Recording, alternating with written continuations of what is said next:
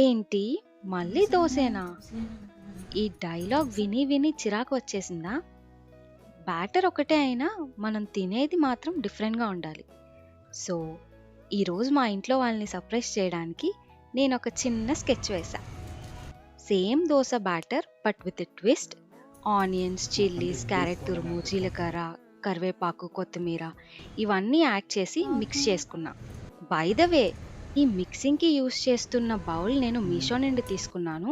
Super handy and budget friendly. Link డిస్క్రిప్షన్లో ఇస్తాను, ఒక లుక్ వేయండి. అన్నిటిని మంచిగా మిక్స్ చేసేసుకొని ఇప్పుడు వీటిని గుంట పొంగనాలుగా వేస్తే look change, taste change, mood కూడా చేంజ్. జీరో ఎక్స్ట్రా కష్టం, బట్ 100% వెరైటీగా ఫీల్ ఉంటుంది. ఈ ఐడియా మీకు నచ్చిందా?